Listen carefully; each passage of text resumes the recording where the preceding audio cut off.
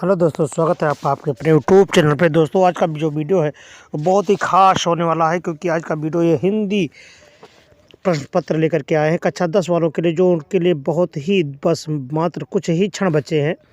वो आपके लिए रामबाण होने वाला है, जो बहुत ही कम समय में आपको ये पेपर सॉल्व करने का मौका मिला है। तो दोस्तों, आइए आप चलते हैं, आपको ले चलते हैं आपको आपकी इस मॉडल पेपर की दुनिया में, जो आपको अगले 16 तारीख को जो होने वाला पेपर, वो आपके लिए वही का वही पेपर आएगा। तो दोस्तों, चलते हैं। पहला है विकल्प, 20 विकल्प आपको दिए जाएंगे। तो विकल्प आपके इस तरह से बहुविकल्पीय प्रश्न। तो दोस्तों, जो विकल्प है वो आपके 20 विकल्प होंगे, लेकिन मैंने यहाँ पर तो विकल्प का भंडार कर दिया है। तो आपके स्क्रीन पर आ गया है पहला क्वेश्चन। चलिए सॉल्व करते हैं। हिंदी गद्य का आविर्भाव कौन सी शताब्दी में हुआ है, ये आपको बताने हैं। तो शताब्दी आपको पता है, का 19वीं शताब्दी में। ठीक है, तो आपको ऑप्शन में भरना है का। श्रृंगार रस मंडन रचना के लेखक कौन है, तो उसके लेखक है कौन, स्वामी विट्ठलनाथ। अगला क्वेश्चन है अमीर खुसरो की रचना का नाम क्या है। अमीर खुसरो रचना का नाम है पहली मुकरियाँ।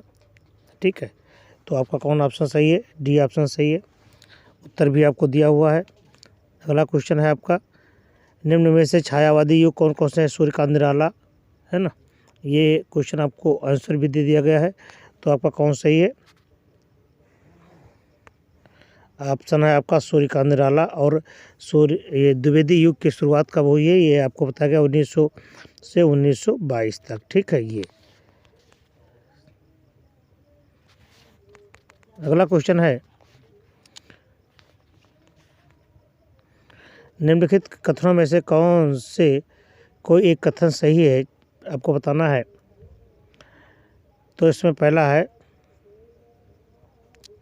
पद्मलाल पुन्नालाल बख्शी महाकवि के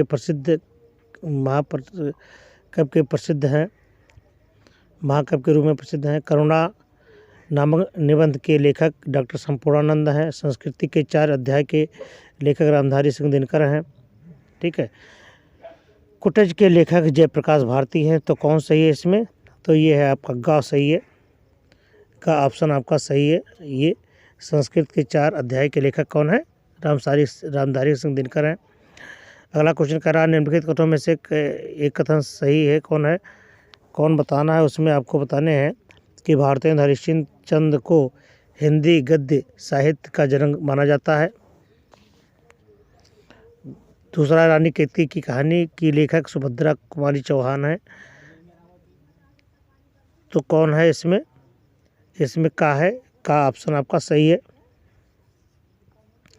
निम्नलिखित कथनों में से कोई एक कथन सही है, उसे पहचान करके आपको छांट करके लिखना है। निम्नलिखित, देखिए क्या है, राम विलास शर्मा माने जाने आलोचक हैं। पद्मलाल पुन्नालाल बख्शी प्रसिद्ध नाटककार हैं। भारतीय संस्कृत के लेखक रामधारी सिंह दिनकर हैं। तो ये सही है आपका, रामधारी सिंह दिनकर, ये गाखंड आपका सही है। अगला है, निम्नलिखित में से कौन सा कथन सत्य है, उसे पहचान कर लिखिए। अमृतलाल नागर प्रसिद्ध एकांकी लेखक थे। रामविलास शर्मा प्रसिद्ध भेंट वार्ताकार थे। डॉक्टर नरेंद्र ख्याति, ये आपका गा ऑप्शन सही है। क्या, अगला क्वेश्चन है, क्या भूलूं क्या याद करूं नीड़ का निर्माण फिर किस लेखक की रचना है।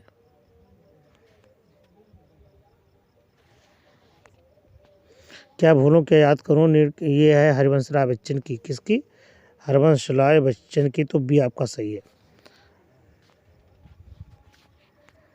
अगला क्वेश्चन है, रानी केतकी की कहानी के लेखक कौन है। तो रानी केतकी की कहानी के लेखक कौन है, इंशा अल्लाह खां है। कौन है, इंशा अल्लाह खां है।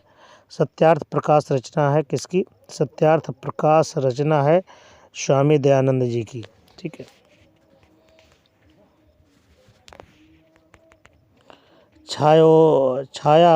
छायावादोत्तर काल की पत्रिका कौन है, यह है कामिनी और तिब्बत यात्रा के लेखक कौन है? राहुल सांकृत्यानंद। सरस्वती पत्रिका के प्रकाशन काल कौन से हैं? 1900 है। और कौन सा एक द्विवेदी के उत्कृष्ट सूर्योदय का काल रहा है? भारतेंदु। ठीक है ये। अब निबंध से भी जितने भी ऑब्जेक्टिव पूछे गए हैं देखिए वो आपको बताया गया है। जो आप निबंध में है ये निबंध से लिया गया है। विषय और शैली की दृष्टि से निबंध में कितने भेद हैं? तो इसमें 2 भेद हैं। कितने? 2 भेद हैं।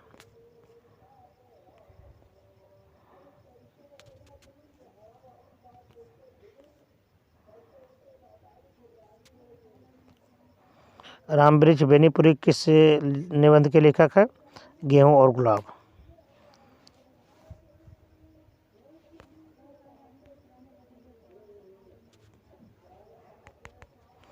बेईमानी की परत किस विधा की रचना है? निबंध की। चौथा है निम्नलिखित कथनों में से कौन से कथन सही हैं? तो ये सही है। आचार्य रामचंद्र शुक्ल प्रसिद्ध निबंधकार है।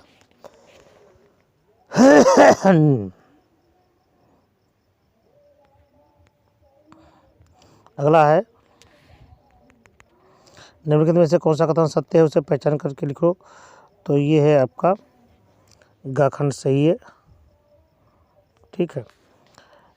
निम्नलिखित कथनों में से कोई एक कथन पहचान करके लिखिए। इसमें आपको पहचानना भी है।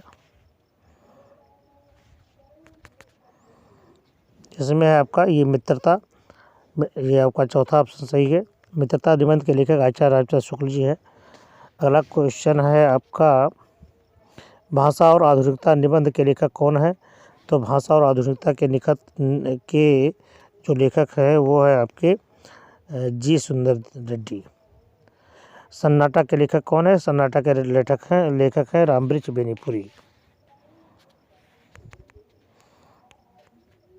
पृथ्वी से समर्पित मंडल के लेखक के नाम बताओ। तो पृथ्वी के समर्पित लेखक के नाम है डॉक्टर संपूर्णानंद। ठीक है। निंदा रस निबंध के रचनाकार कौन है? निंदा रस निबंध के लेखक के रचनाकार कौन है? ये है घा हरिशंकर परसाई। पृथ्वी पुत्र किस विधा की रचना है? पृथ्वी पुत्र है वह है निबंध की रचना है। कल्पलता निबंध संग्रह क्या है? कल्पलता निबंध के संग्रह है हजारी प्रसाद द्विवेदी की। किसकी? कल्पलता किसकी है? हजारी प्रसाद द्विवेदी की। ठीक है। ये शिक्षा का उद्देश्य निबंधकार कौन है? डॉक्टर संपूर्णानंद। ठीक है। अब आ गया कहानी से।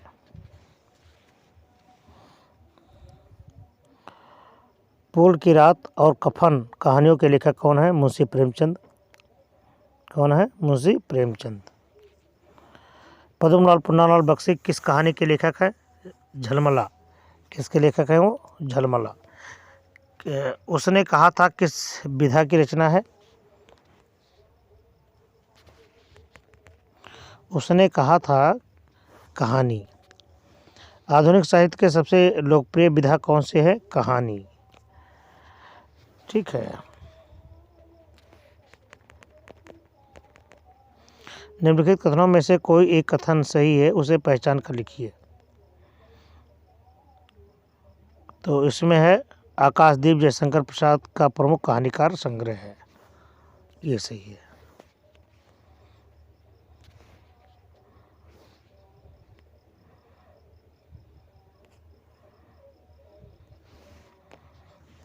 निम्नलिखित कथनों में से कोई एक कथन लिखिए उसे पहचान कर लिखिए। तो ये आपका है झलमला कहानी संग्रह के लेखक कौन है? पद्मलाल पुन्नालाल बख्शी जी हैं। अगला क्वेश्चन आ गया आपकी स्क्रीन पर। ये है अपना अपना भाग्य कहानी के लेखक कौन है? तो अपना अपना भाग्य के लेखक है जैनेन्द्र कुमार। क्या है? का खंड है आपका? जैनेन्द्र कुमार। महुआ कहानी के रचनाकार कौन है? जयशंकर प्रसाद। अगला क्वेश्चन है आपका, निम्नलिखित में से हिंदी पहली कहानी के रूप में मान्य कौन है? इंदुमती। महुआ किस विधा की रचना है? महुआ है कहानी की। पर्दा कहानीकार का रचना है, क्या है? यशपाल। ठीक है,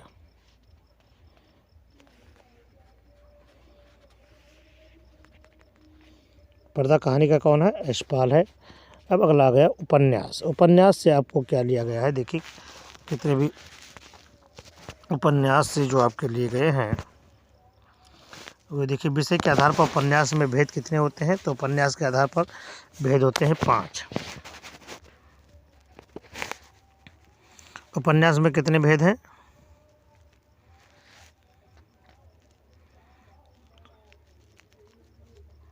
उपन्यास में कितने तत्व हैं? तो तत्व की संख्या कितनी है? 6। ठीक है, निम्नलिखित कथनों में से कोई एक कथन सही पहचान कर लिखिए। तो ये डॉक्टर नागेंद्र प्रसिद्ध उपन्यासकार हैं, ये आपका सही है। अगला, निम्नलिखित कथनों में से कोई एक कथन सत्य लिखिए। तो इसमें गुनाहों के देवता उपन्यास के लेखक कौन है? डॉक्टर धर्मवीर। ये उत्तराखंड। 5वां है, निम्नलिखित कथनों में से कोई एक कथन सही है, उससे पहचान करके लिखिए। तो ये खा सही है आपका, खा सही है। तितली जयशंकर प्रसाद का उपन्यास है। ठीक है, अगला है गोदान की विधा है। तो गोदान की विधा क्या है? उपन्यास है। क्या है? उपन्यास। हिंदी का प्रथम उपन्यास कौन माना जाता है? परीक्षा गुरु को। ये आपका सही है।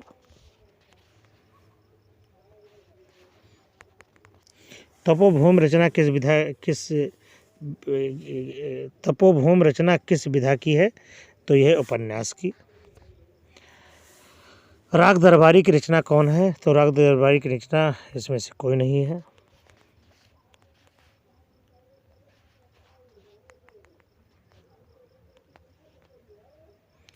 विष्णु प्रभाकर की रचना क्या है? तो विश्व प्रभाकर की जो रचना है वह है आवारा मसीहा। जयशंकर प्रसाद की रचना क्या है?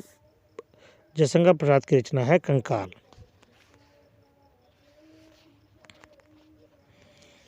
नूतन ब्रह्मचारी किस विधा की रचना है? नूतन ब्रह्मचारी बालकृष्ण भट्ट की है। किसकी है? बालकृष्ण भट्ट की। गिरती दीवारों की रचना कौन है? गिरती दीवारें की जो रचना है वह है उपेंद्र नाथ की। ठीक है, अगला क्वेश्चन है, नागार्जुन का उपन्यास है बलचनमा। बलचनमा कौन सही है? सी सही है। श्री जैनेन्द्र कुमार का उपन्यास क्या है? श्री जैनेन्द्र कुमार का उपन्यास है त्यागपत्र। सुनीता विधा की दृष्टि से रचना कौन सी है? ये है आपका उपन्यास। ठीक है, उपन्यास है। और उपन्यास कितने शब्दों से मिलकर के बना होता है? उपन्यास 2 शब्दों से मिलकर के बना होता है। ठीक है, अब अगला क्वेश्चन नाटक से लिया गया है। नाटक में देखिए, संगीत और संवाद के माध्यम से किसे प्रस्तुत किया गया है? तो इसे नाटक से प्रस्तुत किया गया है।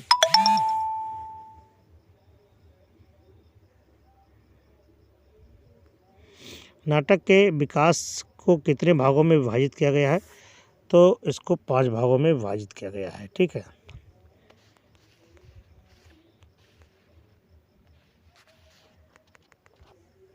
कृष्णा अर्जुन युद्ध किसके द्वारा लिखित नाटक है? तो माखनलाल के द्वारा है। ये तो धर्मवीर भारती नाटक है अंधा युग की। अजात शत्रु किस विधा की रचना है? नाटक की है। निम्नलिखित कथनों में से कोई एक कथन सही बताइए। तो ये है ध्रुव स्वामिनी जयशंकर प्रसाद का है। सूतपुत्र के नाटक रचनाकार कौन है? डॉक्टर गंगा साहेब प्रेमी। डॉक्टर हजारी प्रसाद द्विवेदी ने निम्न में से किस विधा में मुख्य रचनाएं की है? जिससे ये नाटक नहीं किए नाटक में आपको दिखाई दे रहा। हिंदी में नाटक रचना का प्रारंभ किस युग में हुआ है? भारतीय युग में हुआ है। अंधेरी नगरी किस विधा की रचना है? नाटक की। लहरों के राजहंस कृति का संबंध गद्य की किस विधा से है? नाटक की। हिंदू विधवा नाटक के लेखक कौन है? विश्वंभरनाथ शर्मा कौशिक। लहरों के राजहंस नाटक के लेखक कौन है? मोहन राकेश। आधी रात के रचयिता कौन है? लक्ष्मी नारायण मिश्र। नाटक शब्द की व्युत्पत्ति किस धातु से हुई है? नट्ट से। प्रदोम्य विजय नाटक के कौन है? अयोध्या सिंह उपाध्याय। अगला है भारत दुर्दशा रचना है किसकी? भारतेंदु हरिश्चंद्र की। अब देखिए आपको इसमें इससे कुछ पूछा गया है। क्या भूलों के याद रखूं किस विधा की रचना है? आत्मकथा की। कलम का सिपाही किस साहित्यकार की जीवनी है? मुंशी प्रेमचंद की। प्रेमचंद अपने घर में किस विधा की रचना की है? जीवनी की। अतीत के चलचित्र के लेखक कौन है? महादेवी वर्मा जी। निम्नलिखित में से कौन इसमें सही? तो इसमें से शिक्षा और संस्कृत डॉक्टर राजेंद्र प्रसाद की। डायरी विधा की रचना की है? दैनिकी के। दक्षिण भारत की झलक किस विधा की रचना है? यात्रा साहित्य विद्या। आचार्य रामचंद्र शुक्ल के निबंध रचना कौन है? चिंतामणि। निम्नलिखित में से कौन से एक कथन सही है उसे पहचान कर लिखना है? अजंता के लेखक डॉक्टर भगवत शरण उपाध्याय। निम्नलिखित कथनों में से सही कथन कौन सा है? यह बताओ। क्या भूलों के याद रखूं आत्मकथा विधा की रचना है। पैरों में पंख बांधकर किस विधा की रचना है? संस्मरण का है। रॉबर्ट नर्सिंग होम रचना विधा किसकी है? रिपोर्ताज की है। ब्राह्मण पत्र के संपादक कौन है? प्रताप नारायण मिश्रा जी हैं। एक बूंद साहसी उछली यात्रा वृत्त रचना किसकी है? सच्चिदानंद हीरानंद बादशायन की। पथ में साथी किस विधा की रचना है? संस्मरण की। आचार्य महावीर प्रसाद द्विवेदी द्वारा संपादित पत्रिका कौन सी थी? सरस्वती। भारत की एकता कृत के रचनाकार कौन है? वासुदेव शरण।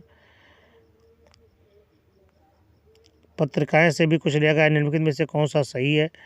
तो महावीर प्रसाद द्विवेदी सरस्वती पत्रिका के संपादक थे। मुंशी प्रेमचंद किस पत्रिका के संपादक हैं? मर्यादा के। भारतेंदु हरिश्चंद्र किस पत्रिका के संपादक हैं? बाला बोधनी के। वर्तमान समय में प्रचलित प्रमुख पत्रिका क्या है? कादम्बिनी। सरस्वती पत्रिका के संपादक कौन है? महावीर प्रसाद द्विवेदी। हंस पत्रिका के संपादक का नाम क्या है? मुंशी प्रेमचंद। कवि वचन सुधा पत्रिका के संपादक कौन है? भारती हरिश्चंद्र। सिने एक्सप्रेस कहाँ प्रकाशित हुई? इंदौर में। साहित्य गुंजन नामक साहित्य पत्रिका कहाँ से प्रकाशित हुई? इंदौर से। आनंद कादम्बिनी पत्रिका कहाँ से ये प्रकाशन कहाँ से हुई? मिर्जापुर से। चकमक पत्रिका कहाँ से प्रकाशित हुई? भोपाल से। गुलेरी जी द्वारा संपादित पत्र कौन सा है? समालोचक। अच्छा पत्रिका का प्रकाशन कहाँ से होता है? भोपाल से। अस्मितामूलक विमर्श को किस साहित्य पत्रिका ने सर्वाधिक संवर्धित किया? हंस ने। मीडिया विमर्श का प्रकाशन कहाँ से होता है? मध्य प्रदेश भोपाल से। इंडिया टुडे पुस्तक के लेखक कौन है? आर.पी. दत्त। सरिता पत्रिका का प्रथम संस्करण कब हुआ? 1945 में। इंदु पत्रिका का प्रकाशन किसने किया? जयशंकर प्रसाद जी ने। तो इतने तो आपके ये है कौन? इतने तो आपको दिए गए हैं जो विकल्प वाले हैं क्वेश्चन वो दिया गया। अगला क्वेश्चन आ गया आपके ये गद्य है, इसको पढ़ करके आपको संदर्भ सहित व्याख्या करना है। हम लोग ऐसे समाज में प्रवेश करके अपना कार्य आरंभ करते हैं जहां हमारा चित्त कोमल और हर तरह का संस्करण ग्रहण करने योग्य रहता है। हमारे भाव अपरिमार्जित और हमारी प्रवृत्ति अपरिपक्व रहती है। हम लोग कच्ची मिट्टी की मूर्ति के समान है, जिसे जो जिस रूप का चाहे वह रूप कर ले। ठीक है, ये बताया गया है जो आपको। अब इसमें आपसे पूछा जा रहा है संदर्भ। तो देखिए संदर्भ में क्या है। प्रस्तुत गद्यांश हमारी पाठ्यपुस्तक के गद्य खंड से संकलित मित्रता नामक पाठ से लिया गया है। इसके लेखक आचार्य रामचंद्र शुक्ल जी हैं।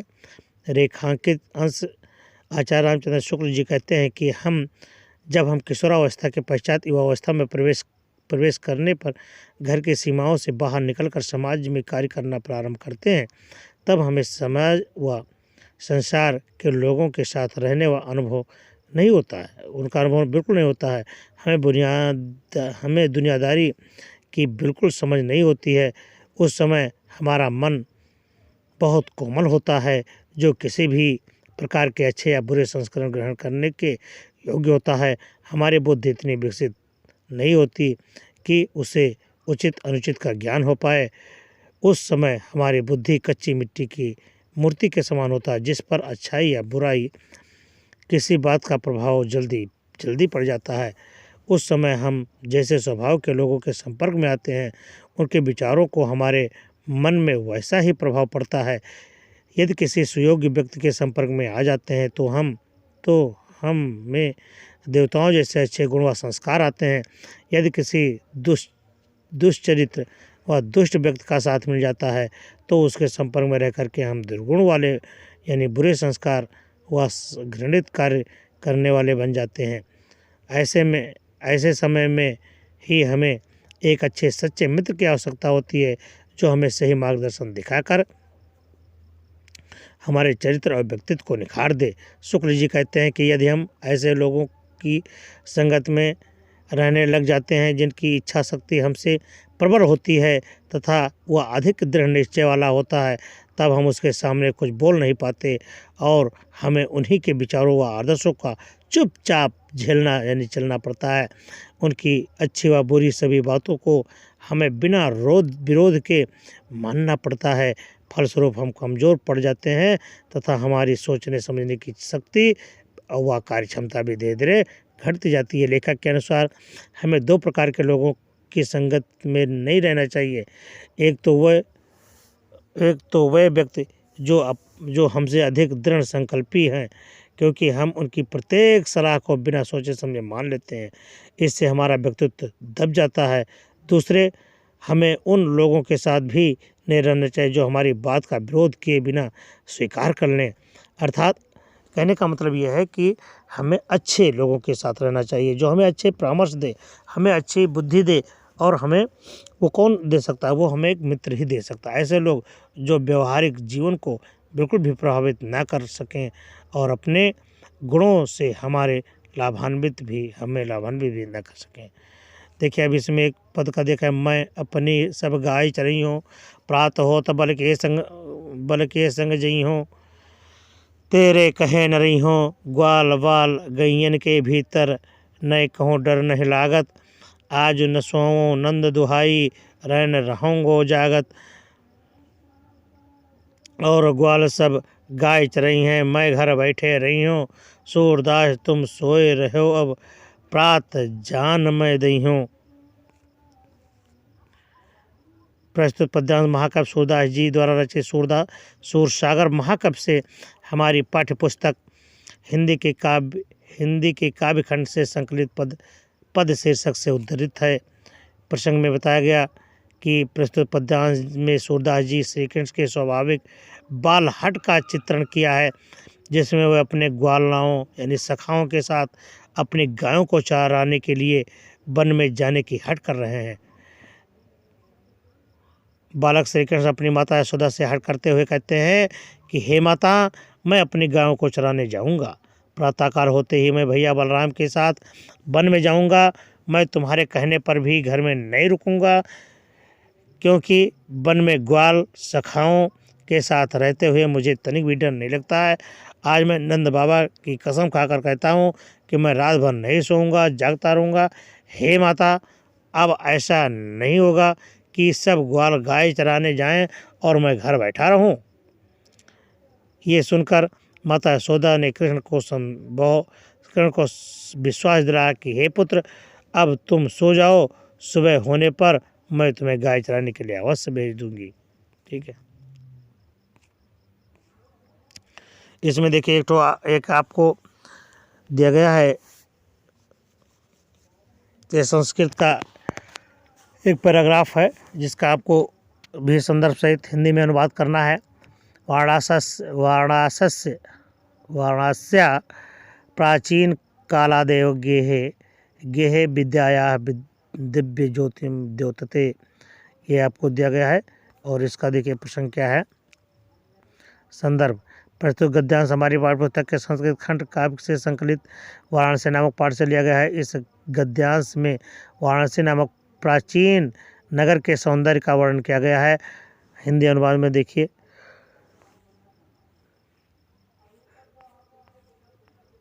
वाराणसी प्राचीन से ही घर घर की विद्या की अलौकिक ज्योत प्रकाशित की है। आज ही यहाँ संस्कृत वाणी की धारा लगातार प्रवाहित हो रही है और लोगों का ज्ञान बढ़ा रही है।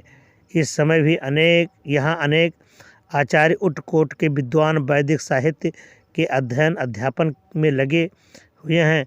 केवल भारतीय नहीं बल्कि विदेशों के देववाणी संस्कृत के अध्ययन के लिए यहाँ आते हैं और निःशुल्क विद्या प्राप्त करते हैं। यहाँ हिंदू विश्वविद्यालय, संस्कृत विश्वविद्यालय और काशी विद्यापीठ के 3 विश्वविद्यालय हैं जिनमें विज्ञान के नए पुराने विषयों में अध्ययन चलता रहता है।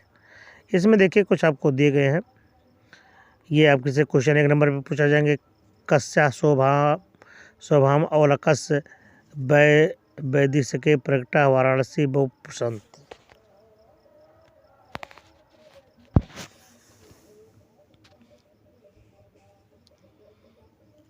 तो ये इसका उत्तर देखिए यहाँ पर है। गंगा घाटायाम शोभाम अवलोकस्य वैदेशिका पर्यटका वाराणसी बहु प्रशंसति, है ना। ये सब देखिए। संपूर्णानंद संस्कृत विद्यालय का कस्या नगरा विद्यते। संपूर्णानंद संस्कृत विश्वविद्यालय वाराणस्याः नगर्याः विद्यते। अगला क्वेश्चन कर रहा है कि वाराणस्याः किन्यताः विश्वविद्यालयाः सन्ति।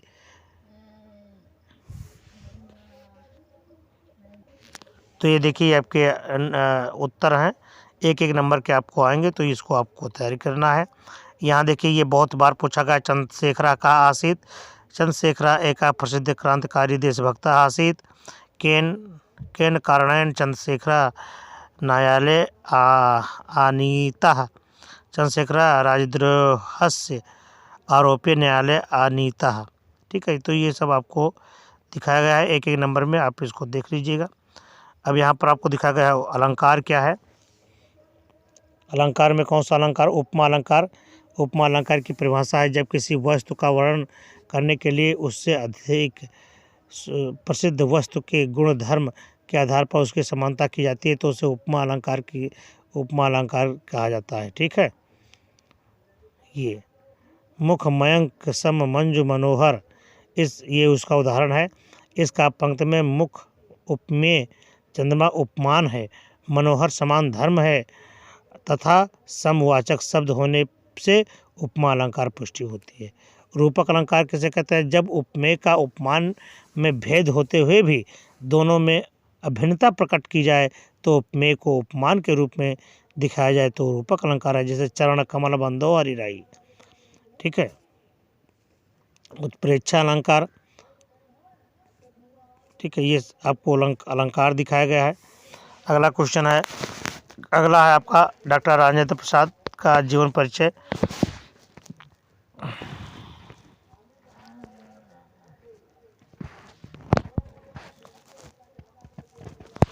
तो ये देखिए ये आपका डॉक्टर राजेंद्र प्रसाद का जीवन परिचय है और दिया गया आचार्य रामचंद्र शुक्ल जी का भी जीवन परिचय है, तो इसको आपको याद रखना है। ठीक है, और एक दिया गया है सूरदास जी का। ये देखिए सूरदास जी का भी जीवन परिचय आपको दिखाया गया है, इनकी कृतियाँ। फिर उसके बाद में गोस्वामी तुलसीदास, ठीक है। गोस्वामी तुलसीदास जी का भी आपको जीवन परिचय याद रखना होगा। कृतियाँ भी इन्होंने क्या क्या रखी हैं इसको याद रखना होगा। फिर आपको दिया गया है ये कि निबंध आएगा, निबंध लिखने को। ये निबंध है आपका, जीवन में खेल कूद का उपयोग है, ठीक है। इससे आपको पढ़ना है जनसंख्या वृद्धि। अगला निबंध है जनसंख्या वृद्धि पर। जनसंख्या वृद्धि पर आपको ये निबंध दे करके लिखना है,